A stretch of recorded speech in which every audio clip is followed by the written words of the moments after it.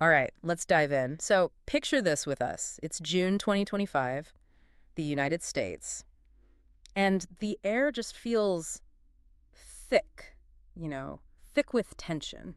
It's palpable. Yeah, it's way more than the usual political arguments. It feels like this really intense, polarizing storm. Like the whole country is wrestling with some pretty fundamental questions about itself, really. Absolutely. The path the U.S. is on, it feels, well, turbulent.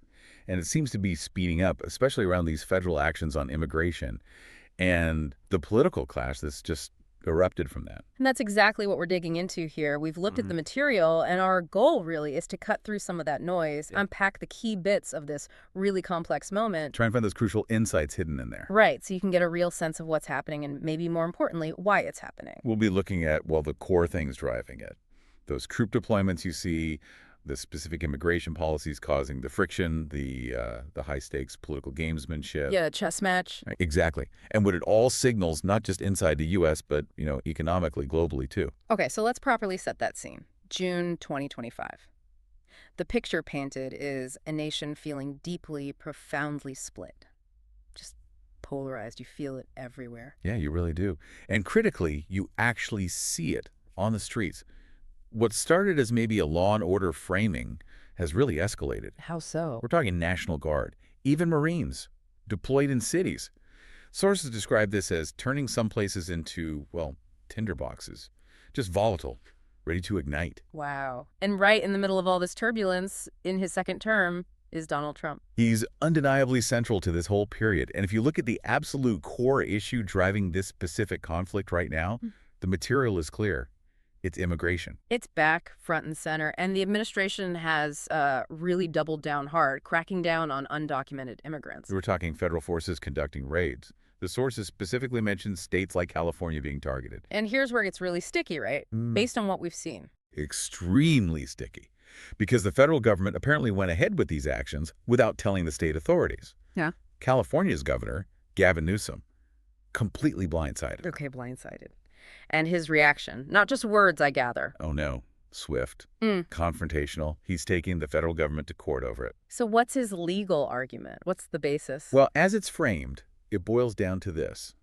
Sending federal troops into California without the state okaying it is a massive overreach. He's arguing it's not a legitimate law and order thing needed because of chaos. He sees it different. He sees it as heavy-handed, like a my way or the highway move from Washington. There's this analogy used that really stuck with me. Yeah. Like showing up to a potluck dinner, but instead of bringing a casserole, you bring a flamethrower. Short laugh. Okay, that paints a picture. Aggressive, uncalled for is the implication. Exactly. Now, to be fair, the sources do acknowledge the federal government does have the right to step in cases of, genuine widespread chaos, riots, major unrest, overwhelming local control. Right. There's a legal basis for that, historically. There is. Yeah. So the criticism isn't just about if they can intervene, it's about the way Trump is doing it here and the why. Critics see deploying troops like this. It's described as like playing a real-life game of Risk with American cities. A game of Risk. Wow. Yeah. The argument is it's less about actual safety, more about overtly flexing authoritarian muscles. Yeah. And when you hear descriptions like tanks rolling through neighborhoods, I mean, that's designed to evoke a powerful image. It's not exactly subtle policing. No, it's not. It really highlights how divisive this whole thing is. And the immigration debate itself, the sources show these completely different worlds, these different perspectives fueling it all. Oh, absolutely. Night and day. On one side, you've got strong support for the crackdown. It's central for Trump's base. They talk about tough border security. They use phrases like the southern border being a sieve, totally porous. And there's an acknowledgement that, okay, illegal crossings have been a challenge for years, right? Straining states like Texas, Arizona. Yes, that context is there. It's not a new problem. And the rhetoric that goes with that view, it's potent. Undocumented immigrants painted as a threat, taking jobs, causing crime. That message hits home for voters feeling maybe left behind or anxious. And the solutions offered are direct. Mass deportations, build the wall, clear promises. Very clear. But then you look at the counter-arguments, the ones drawing on data, historical context, and a completely different picture emerges. It really clashes with that narrative. This is where facts and feelings seem to collide, isn't it? Because the sources stress that immigrants, documented or not, have been called the backbone of America's economy for, well, centuries. Yeah, think about building the railroads, agriculture, historical examples are cited. And it's not just history, there's current data, too. Right. There's a 2024 report mentioned estimating immigrants contribute something like $2 trillion annually to the U.S. GDP.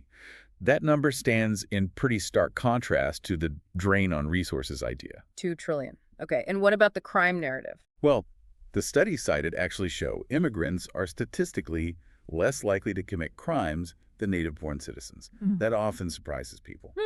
And jobs. The argument, they take jobs. The material points out that often undocumented workers fill low-wage jobs that, frankly, many Americans don't want. Construction, agriculture, cleaning. They're described as vital in some sectors, like getting food to grocery stores. Imagine the disruption if they suddenly vanished. So you have this data on economics, on crime, but the political message often leans hard on fear. Exactly.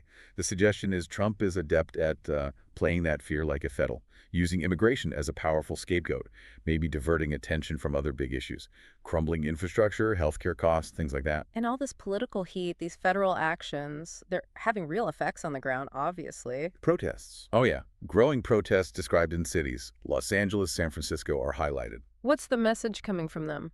It's reported as very clear, often really heartfelt, chants for immigrant rights, signs saying things like, "No human is illegal." A real sense of conviction there. But, the sources also show the other side. Some protests have turned violent. Clashes reported, demonstrators and police, tear gas, broken windows. It's not all peaceful. And this spills online, too. Big time.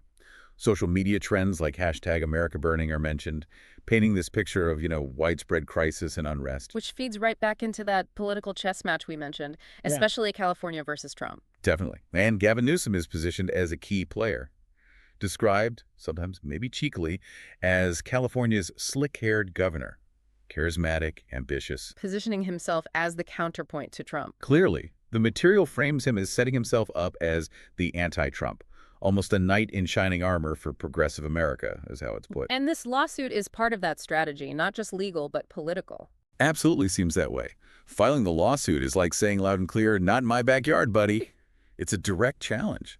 And yeah, it absolutely positions him for a potential 2028 run, raises his national profile significantly. So legally, the core question is, can the feds just send troops like this without the governor's okay? That's the nub of it. And legally, it's described as a gray area. You've got the Insurrection Act of 1807. Gives the president power for domestic unrest. But it's meant to be rare, right? Supposed to be a last resort, for when state authority totally breaks down. Newsom's argument is Trump isn't using it for that. He's using it as a political stunt. Pure provocation. And the courts. Quick decision. No. The material points out courts are slow. A ruling. Not expected anytime soon. Which kind of lets the political drama continue. So in the meantime, Newsom's making the most of it. Seems like it. Milking the spotlight. He's all over cable news, railing against authoritarian antics. And for many Democrats, that kind of talk is described as pure catnip. They love it. But it's not all smooth sailing for him back home, is it? No, and the sources add that balance. California's got its own big problems. Sky-high cost of living.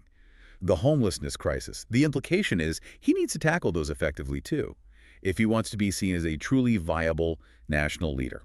Which brings us to that really sensitive question the sources grapple with, this idea of an authoritarian flex. Is Trump acting like a dictator? It's a central debate presented.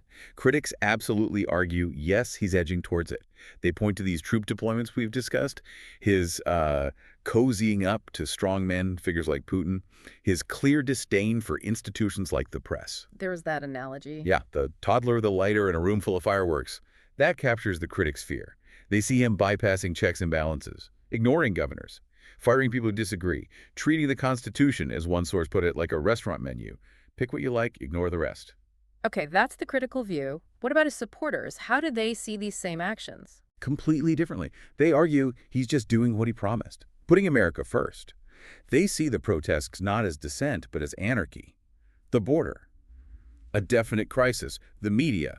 Just whiny elites who are biased. So for them, he's not a dictator, he's decisive. Exactly. Cutting through red tape, getting things done. And you have to acknowledge, the material notes, his ability to rally his base is incredible. Those speeches, like a WWE SmackDown, they connect powerfully. So important for us to state, we're just relaying these different perspectives from the material, not taking sides. Absolutely crucial. It highlights that fine line sources talk about Mhm. between strong leadership, which supporters see, and steamrolling democracy, which critics fear.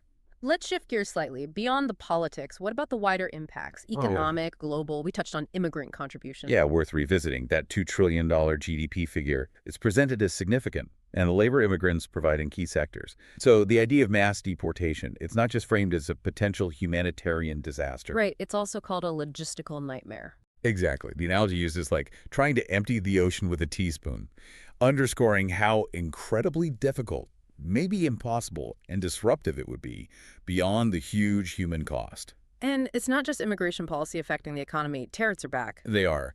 Trump's second term sees renewed focus on them. The material mentions potential 25% tariffs on Canadian and Mexican imports specifically. Which would hit consumers here, presumably. Directly is the expectation. The sources use these vivid examples. Suddenly paying $5 for a taco or $50 for a six-pack of imported beer shows how those costs get passed right down to you. And this tariff approach extends globally. Seems so. There are hints about potential tariffs on India, Harley-Davidson has mentioned, Yeah. which could obviously strain U.S.-India relations. The whole trade strategy is likened to playing economic Jenga. Economic Jenga, pulling out pieces unpredictably. Yeah, risking the whole thing collapsing. And these actions, pulling out of agreements in the past, the trade stuff now, how's Yeah. that playing globally? Sending shockwaves is how it's described. Allies see it as America taking my ball and going home, undermining cooperation. How does a country like India navigate that? Well, they're feeling the heat from potential tariffs, definitely. But it's complex. Trump's pivot away from Russia, that could actually open doors. For stronger U.S.-India ties in defense, maybe tech. So challenges, but maybe opportunities too. Potentially. But navigating Trump's policy moods is described like trying to predict the monsoon. Extremely difficult. Okay, so we've covered a lot of ground, bringing it all together this moment, June 2025. What does it all mean for you listening in? It really does feel like America is at a crucial tipping point. The stakes are presented as incredibly high. You've got these deep, deep divides, the potential for ongoing unrest from the immigration crackdown, democracy itself feeling tested by these authoritarian-leaning actions, as critics see them, and huge economic uncertainty from these policy gambles. The description used was like juggling flaming torches while riding a unicycle. I chuckle softly. Yeah, that sums up the feeling of precarity. It's definitely a lot to digest. It is. But if you look for a core takeaway from the material, what seems to emerge? It seems to circle back to this idea. America's strength, historically, is rooted in its people, not just walls or tariffs or troops on domestic streets. The narrative emphasizes that immigrants, they've always been part of the story. Ellis Island, right up to today. So the challenge is finding that balance. That's how it's framed. Yeah. How do you secure borders, which is a legitimate concern, without sacrificing what's described as the nation's soul, this idea of being built on second chances, on openness? And Trump is presented as really betting his legacy on this America First approach. Very much so. Yeah. Prioritizing that vision, border security, nationalist economics, above almost everything else, it seems. And the outcome, still very much up in the air. Completely uncertain. Will there be a golden era, like supporters hope, or more like the dumpster fire scenario critics fear? The material suggests it really hinges on how these widening cracks are navigated. It definitely leaves you with something to think about. What are those long-term consequences for the U.S. and globally when security concerns and nationalist policies seem to overshadow, sometimes, the economic realities or the humanitarian aspects of something as complex as immigration, something to keep mulling over?